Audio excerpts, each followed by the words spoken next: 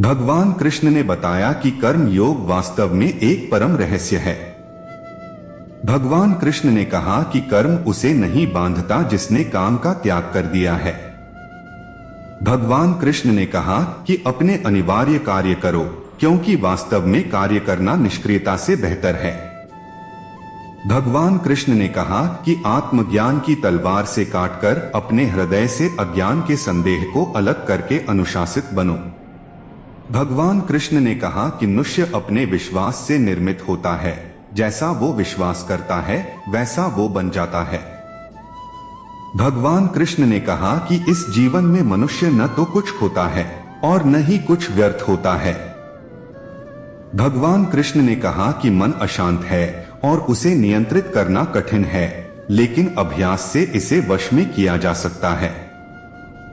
भगवान कृष्ण ने कहा कि केवल मन ही किसी का मित्र और शत्रु होता है।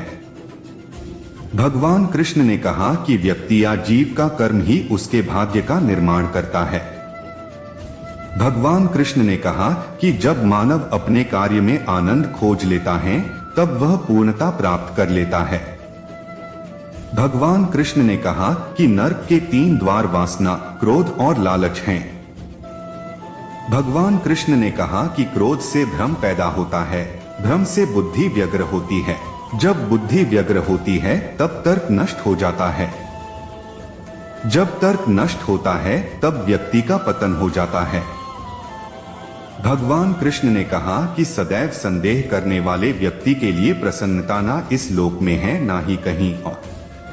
भगवान कृष्ण ने कहा कि मन की गतिविधियों, होश, श्वास और भावनाओं के माध्यम से भगवान की शक्ति सदा तुम्हारे साथ है और लगातार तुम्हें बस एक साधन की तरह प्रयोग करके सभी कार्य कर रही है। भगवान कृष्ण ने कहा कि ज्ञानी व्यक्ति ज्ञान और कर्म को एक रूप में देखता है, वही सही मायने में देखता है। भगवान कृष्ण ने कहा कि प्रबुद्ध व्यक्ति के लिए गंदगी का ढेर, पत्थर और सोना सभी एक समान है। भगवान कृष्ण ने कहा कि निर्माण केवल पहले से मौजूद चीजों का प्रक्षेपण है। भगवान कृष्ण ने कहा कि उससे मत डरो जो वास्तविक नहीं है, ना कभी था ना कभी होगा। जो वास्तविक है वो हमेशा था और उसे कभी नष्ट नहीं किया जा सकता। भगवान कृष्ण ने कहा कि जन्म लेने वाले के लिए मृत्यु उतनी ही निश्चित है जितना कि मृत होने वाले के लिए जन्म लेना, इसीलिए जो अपरिहार्य है उस पर शोक मत करो। जो मन को नियंत्रित नहीं करते उनके लिए वह शत्रु के समान कार्य करता है।